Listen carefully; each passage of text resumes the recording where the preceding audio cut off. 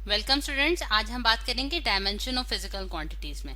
Physical quantities को अगर हम डिफाइन करें स्टूडेंट्स, तो हमारे पास वो क्वांटिटीज जिसमें हम फिजिकल कॉन्सेप्ट्स को जो है वो डिफाइन करते हैं, और उसमें हमारे पास दो तरह की क्वांटिटीज आ जाती हैं। एक हमारे पास स्टूडेंट्स कहलाती हैं बेस क्वांटिटीज, ठीक है।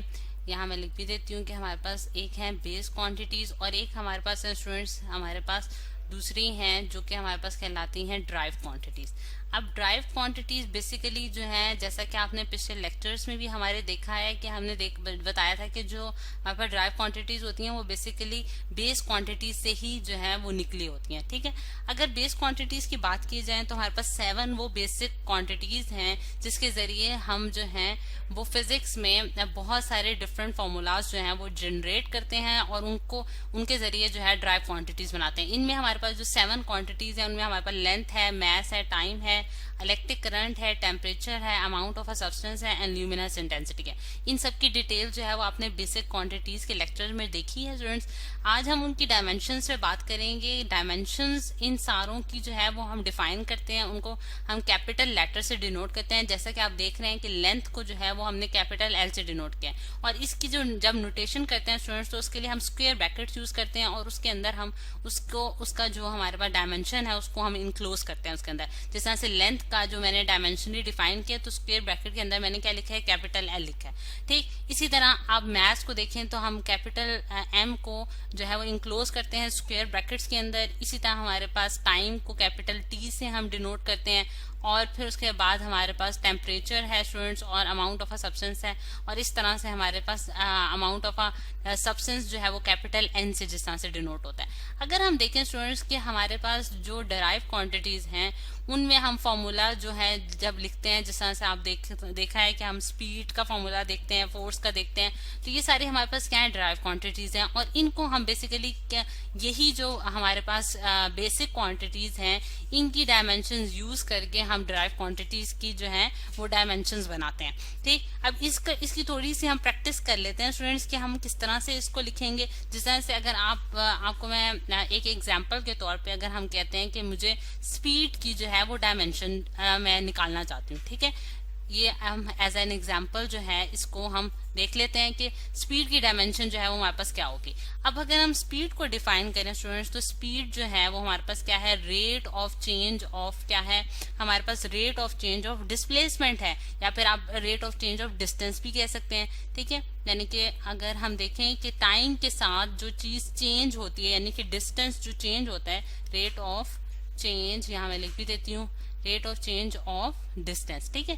यानी कि डिस्टेंस का जो चेंज है वो हमारे पास क्या कहलाता है स्टूडेंट्स, हमारे पास स्पीड कहलाता है। अब स्पीड को अगर मैं अगर उसका सिंपल फॉर्मूला लिखूं तो हम स्पीड को v से डिनोट करते हैं, और d डिवाइडेड बाय t जो है डिस्टेंस और डिवाइडेड बाय टाइम होगा। लेकिन अब जब मैं इसको डायमेंशनली लिखूंगी स्टूडेंट्स तो मैं किस तरह से लिखूंगी, यानी कि मैं जो स्मॉल v जो हम डिनोट करते हैं वेलोसिटी के लिए उसको इंक्लोज करूंगी स्क्वायर ब्रैकेट्स के अंदर, और फिर उसके बाद डिस्टेंस को जो है वो मैं कैपिटल एल से डिनोट करूंगी, क्योंकि आप जानते हैं कि हमारे पास डिस्टेंस जो है वो लेंथ में मेजर की जाती है। यदि लेंथ है हमारे पास उसके लिए क्वांटिटी, और उसके लिए जो हम डायमेंशन यूज कर रहे हैं वो कैपिटल एल है, ठीक है। और टाइम के लिए जो आप डायमेंशन यूज कर रहे हैं वो क्या है, कैपिटल टी है, ठीक है। और कैपिटल टी को भी मैंने स्क्वायर ब्रैकेट्स के अंदर लिख दिया।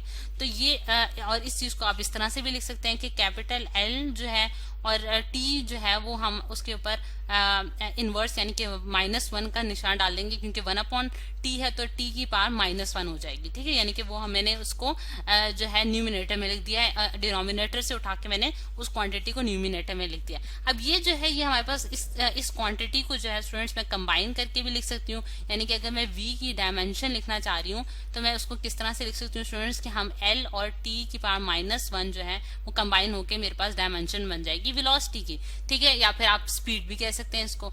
अब अगर हम देखें तो हमारे पास इसमें एक सेकंड एग्जांपल जो हम कंसीडर कर सकते हैं वो है कि मैं अगर फोर्स, यानी कि फोर्स हमारे पास क्योंकि आप जानते हैं कि पुल और पुश हम जब करते हैं बॉडी को तो उस पे हम कोई ना कोई फोर्स लगाते हैं पुल या पुश करने के लिए बॉडी को, ठीक है। तो उसकी क्या डायमेंशंस होंगी हमारे पास, ठीक है। ये एक सेकंड एग्जांपल के तौर पे हम देख लेते हैं कि उसकी डायमेंशंस हम किस तरह से निकालेंगे। तो फोर्स का जो फॉर्मूला है students, according to Newton second law जो हमने पढ़ रखा है, वो हमारे पास क्या है, F is equals to M A, ठीक है। F is equals to M A है, ठीक है। अब इस F is equals to M A की जब मैंने डायमेंशनली मैंने इस चीज को निकालना है तो स्टूडेंट्स मैं क्या करूंगी कि ये मेरे पास बेसिकली क्या है, ड्राइव क्वांटिटी है, लेकिन उसको भी मैं स्क्वायर ब्रैकेट्स के अंदर लिखूंगी।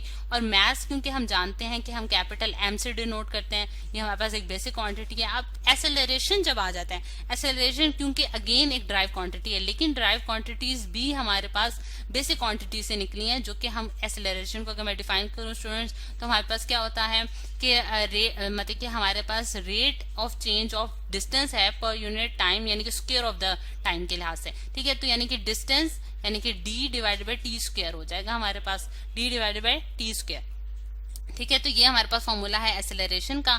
तो इस चीज को मैं किस तरह से लिख सकती हूँ, यानी कि कैपिटल L डिवाइडेड बाय, मतलब कि इस पूरी क्वांटिटी डिवाइडेड बाय हमारे पास क्या होगा, टाइम, क्योंकि कैपिटल T से हम डिनोट करेंगे, और उसकी जो है का होल स्क्वायर हमारे पास आ जाएगा, ठीक। ये चीज हमारे पास होगी। अब इसी चीज को स्टूडेंट्स हम लोग मतलब कि इसकी डायमेंशन को अगर थोड़ा सा हम रिजॉल्व करें, यानी कि थोड़ा बेहतर बनाने की कोशिश करें, तो हम किस तरह से कर सकते हैं कि कैपिटल M मैंने ब्रैकेट के अंदर लिख दिया है, और उसके बाद मैंने L है और मेरे पास T जो है उसकी पावर मैंने -2 कर दिया, क्योंकि मैं उसको अगेन जो है वो डिनोमिनेटर से न्यूमिनेटर में ले आई हूँ, ठीक। और फिर इस चीज को जो है, इस चीज को हम किस तरह से लिख सकते हैं, यानी कि F जो है, F इज इक्वल्स टू, अब इसको पूरे को कंबाइन करके लिख लेंगे M into L into T की पावर -2, ठीक है। तो ये स्टूडेंट्स हमारे पास क्या, किसकी डायमेंशन बन गई, फोर्स की डायमेंशन बन गई।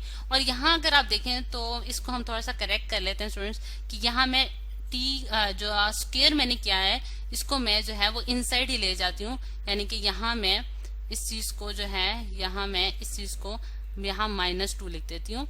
ये देखें, अगर मैं इसको यहाँ -2 और फिर उसके बाद सॉरी यहाँ +2 आएगा, क्योंकि अभी मैं इसको न्यूमिनेटर में नहीं लेके गई, ठीक है। तो मेरे पास ये आप ब्रैकेट के अंदर जो है उसका स्क्वायर करते हैं उसको, ठीक है। ये चीज यहाँ क्लियर होगी स्टूडेंट्स कि हमारे पास फोर्स की जो डायमेंशन आ गई वो हमारे पास क्या आ गई, ML की पावर -2। तो इस तरह से स्टूडेंट्स हम डिफरेंट जो हमारे पास क्वांटिटीज हैं, फोर्स है, एक्सेलरेशन है, फिर उसके बाद हमारे पास और डिफरेंट जो क्वांटिटीज हमने डिराइव क्वांटिटीज जो हमने पढ़ रखी हैं उनकी डायमेंशन जो है वो हम इस तरह से निकाल सकते हैं।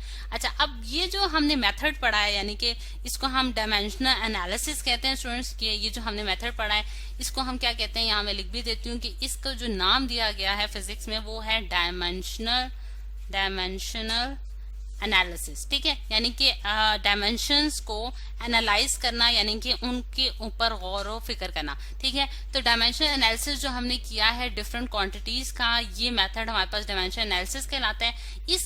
इस मेथड को यूज करके स्टूडेंट्स हम क्या फायदे हासिल कर सकते हैं, उसमें देखते हैं। हमारे पास जो सबसे पहला फायदा है वो हम ये कर सकते हैं कि हम जो होमोजेनिटी होती है फिजिकल इक्वेशंस की, वो उसको चेक कर सकते हैं, यानी कि हम चेकिंग कर सकते हैं क्या किसकी की इक्वेशन हमारे पास डायमेंशनली करेक्ट है कि नहीं करेक्ट, ठीक है। यानी कि अगर आप देखें कि हमारे पास अगर हम कोई फिजिकल इक्वेशन बनाते हैं तो उसकी जो है उसकी डायमेंशंस जो हैं वो करेक्ट होनी चाहिए। तो ये चीज जो है वो हम इस डायमेंशन एनालिसिस के मेथड से जो है वो हम चेक कर सकते हैं, ठीक है। फिजिकल इक्वेशन ये मैंने यहाँ लिख दिया है, ठीक है। और फिर उसके बाद जो सेकंड इससे हम फायदा हासिल कर सकते हैं स्टूडेंट्स, वो हमारे पास ये है कि हम इसके जरिए जो है एक पॉसिबल फॉर्मूला जो है वो डराइव कर सकते हैं। यानी कि अगर हम कोई फिजिकल ऑब्जर्वेशन करते हैं, यानी कि हम कोई सिस्टम को ऑब्जर्व कर सकते हैं, तो उसके जरिए अगर हमने कोई फॉर्मूला जनरेट करना है तो वो भी उसमें भी हमें ये डायमेंशनल एनालिसिस जो है ये हमारे लिए बहुत हेल्पफुल हो सकता है।